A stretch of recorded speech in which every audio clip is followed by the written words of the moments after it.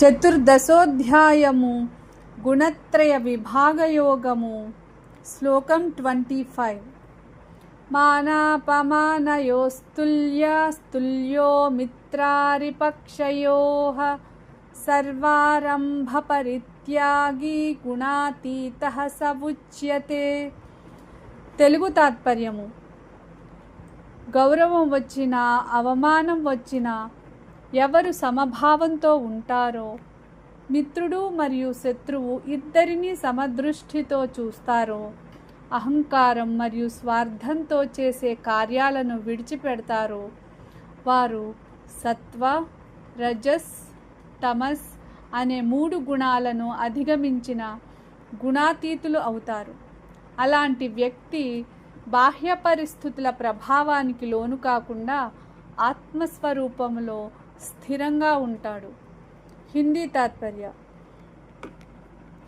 जो व्यक्ति मान और अपमान में समान रहता है, मित्र और शत्रु दोनों को समदृष्टि से देखता है तथा अहंकार और स्वार्थ से प्रेरित कर्मारंभों का त्याग कर देता है, वह त्रिगुणों से ऊपर उठ चुका माना जाता है. ऐसा मनुष्य बाहरी परिस्थितियों से विचलित नहीं होता और आत्मज्ञान में स्थित रहता है. वही वास्तव में गुणातीत कहलाता है. English meaning: A person who remains equal in honor and dishonor, treats friend and foe alike, and gives up actions motivated by egoistic desires is said to have transcended the 3 modes gunas of material nature. Such a person is not disturbed by external circumstances and remains established in the self. Because of this inner equanimity and freedom from ego-driven actions, he is called Gunatita, one who has gone beyond the 3 gunas. చతుర్దశోధ్యాయము గుణత్రయ విభాగయోగము శ్లోకం 26 మాం చ యో వ్యభిచారేణ భక్తి యోగేన సేవతే సగుణాన్ సమతీత్యైతా బ్రహ్మ భూయాయ కల్పతే. తెలుగు తాత్పర్యము: ఎవడు ఎటువంటి ఇతర ఆశలు లేకుండా నిశ్చలమైన అనన్య భక్తితో శ్రీకృష్ణుని సేవిస్తాడో అతడు సత్వ, రజస్, తమస్ అనే 3 గుణాలను అధిగమిస్తాడు.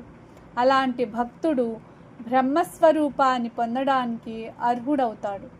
ఈ శ్లోకంలో భగవాన్ గుణాలను అధిగమించడానికి అత్యంత సులభమైన మరియు శ్రేష్టమైన మార్గం అనన్య భక్తి అని ఉపదేశిస్తున్నారు. భక్తి ద్వారా మనస్సు శుద్ధి చెంది పరబ్రహ్మతో ఏకత్వాన్ని పొందుతుంది. హిందీ तात्पर्य: जो व्यक्ति अनन्य और अविचल भक्ति योग के द्वारा भगवान श्री कृष्ण की सेवा करता है, वह प्रकृति के 3 गुणों सत्व, रजस और तमस को पार कर जाता है. ऐसा भक्त ब्रह्म भाव को प्राप्त करने योग्य हो जाता है. इस श्लोक में भगवान बताते हैं कि निष्काम और एक निष्ठा भक्ति ही त्रिगुणों से ऊपर उठने का सर्वोत्तम मार्ग है.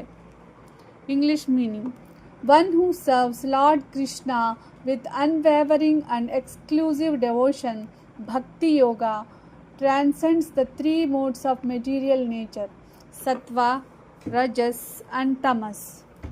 Such a devotee becomes qualified to attain the state of Brahman, spiritual realization. This verse emphasizes that pure and steadfast devotion to God is the most effective means of going beyond the influence of the 3 gunas and realizing one's true spiritual nature.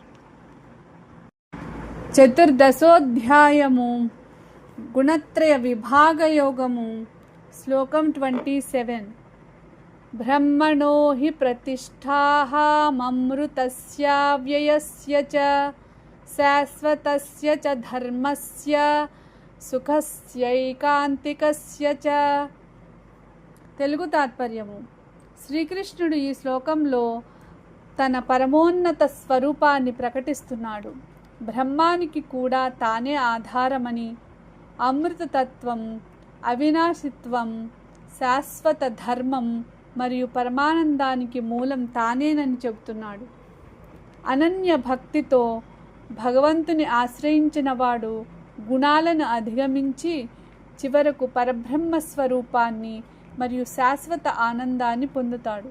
అందువల్ల భగవంతుడే సమస్త ఆధ్యాత్మిక సాధనల अंतिम गम्यम. हिंदी तात्पर्य. भगवान श्री कृष्ण कहते हैं कि वे ब्रह्म के आधार है. अमरत्व, अविनाशिता, शाश्वत धर्म और परम आनंद का मूल स्रोत भी वही है. जो भक्त अनन्य भक्ति से भगवान का आश्रय लेता है वह त्रिगुणों को पार करके परम सत्य को प्राप्त करता है.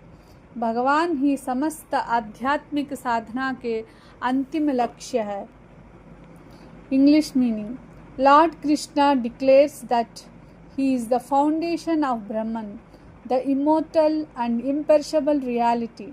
He is also the basis of eternal righteousness, dharma, and the source of ultimate everlasting bliss. This verse concludes the chapter by emphasizing that the Supreme Lord is the ultimate support of spiritual realization, immortality, eternal truth, and perfect happiness. Through devotion to Him, one attains the highest spiritual state.